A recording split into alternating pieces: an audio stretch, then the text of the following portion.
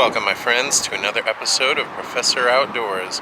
Today we're exploring the driftless adjacent area and we're going to head up to the mills. But every good trip starts with a tender moment. So here we are, a quick start. They don't sponsor me, but I wish they did.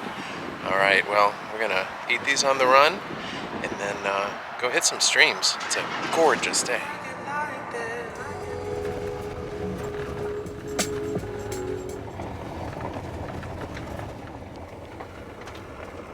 Alright, well, it's a little before 3 o'clock and I am at Big Mill and it looks really trouty today. Just looking at this nice holding water and everything. And man, it's a pretty day in fall here, early November. Isn't it great to be outdoors? Another good day for a little bit of fishing. Thanks for tuning in to Professor Outdoors. So one of the things that my friend said when I said I was going to fish Big Mill today were high stream banks, muddy water. And that's how this stream always was. I mean, I grew up learning to trout fish on this stream when I was a teenager. But a lot has been done.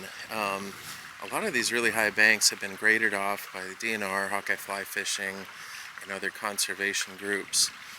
There are still areas where it needs to be done. Like here you can see these streams get really down cut in these valleys. There's a lot of dirt and soil that runs into here and then the stream cuts it down and you get the high banks.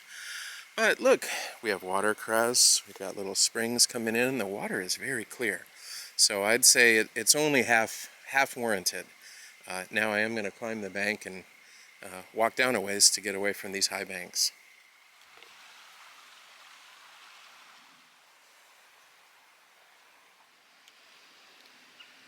Here is the lay of the stream, some nice holding water, got a little rise going over here.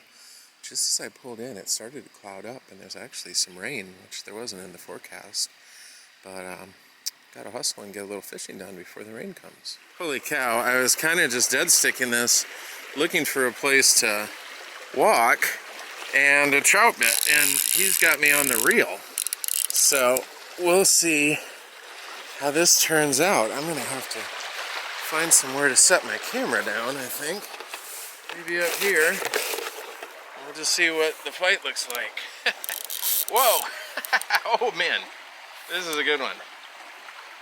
Wow, wow, wow, wow. It's a rainbow. Yep, looks like a rainbow. I've got this very light tippet on here, so I have to be very careful.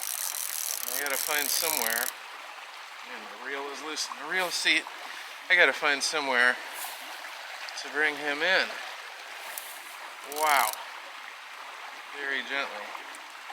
Can't say a lot of trout in Iowa get you on the reel, but this one has.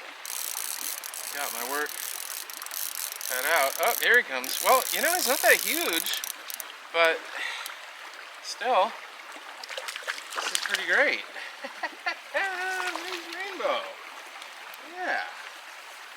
Ta-da! Rainbow landed. Here's one of these little mayflies that's hatching. I mean, not too little, honestly. Got a pretty good hatch coming off in November. It's got the multiple tails there, the little back end. I mean, you could be dry fly fishing today. There's nothing wrong with that. So Big Mill Stream for me is roughly equidistant with Spring Branch, about an hour and a half drive either way.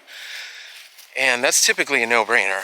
I mean, Spring Branch is, you know, kind of one of the more famous locations, wild trout. Obviously I have a lot of friends that go up there as well, which is nice, but man, I think sometimes I'm gonna come up to Big Mill. I mean, the scenery is really nice. It's a lot more solitude here than Spring Branch, at least today in November. I'm sure it's quite busy in the spring when stocking is going on, but there's nobody else out here. This is pretty great. Here we are at a cool part of the stream. A crossing for the stocking truck here. As you go downstream toward the river, you get into a lot more of that deep banks, deep bluffs kind of stuff. You can see the cut bank here is quite pronounced. Obviously a lot of work yet to be done on some of this, but this area has really been opened out nicely by the work the DNR has done. And this little stream that comes in here is actually a put and grow brook trout stream, South Fork of Big Mill, and it goes back up there a ways, and you can cross here and go over there and walk up that valley, and I might do a little of that, who knows, kind of depends. But this is a great place to fish where a creek meets another creek. I mean, it doesn't get better than that. Oxygenation, changes in temperature, rich food supply, places for the fish to hide out of the way, and this mayfly hatch continues to go. It's really, really popping today. So, man, I'm so happy I came up here. I don't have a lot of light left, and I might get rained on, but I've driven a lot further to fish a lot less, and certainly not in as pretty a place as this. I'm very happy to be out here today. Okay, well, the rain has come. It's a really pretty sunset out here. Just a little sprinkling of rain, so filming on my phone now. I put my camera away, hoping my Orvis bag is actually waterproof, as it says. And time to kind of fish my way back, I think, as it's getting dark. Gosh, look at some of the fall color up on these hills. Oh, it doesn't get prettier than that. Oh my gosh, this is my favorite time of the day. Look at the sunset. Oh, the rain is coming down here and there, but life in the trout stream is pretty great. I think I might sit in the car for a minute. This rain is about to pass. It's just a couple little clouds. Maybe try to get the drone up for some footage. I guess it'll have to stop raining for that. If not, I've got some pretty nice fishing down here. Kind of walk down this little trail, and there's a stream right there. Can't beat it. This would be a fun place to camp too. This is Big Mill is a WMA wildlife management area, so you can camp here as long as there are no signs to the contrary. And I've seen people actually tent camping right in this parking lot, but it'd be a fun place to take my little teardrop one day and do some camping here. There are some other cool streams around here. There's a private stream with brook trout in it that I need to ask about permission. And then the South Fork Put and Grow is also worth looking at. And then there's the area toward, but not in, Storybook Hollow, which is just kind of the upstream fork that is wild fish, brown trout, maybe some brooks in there.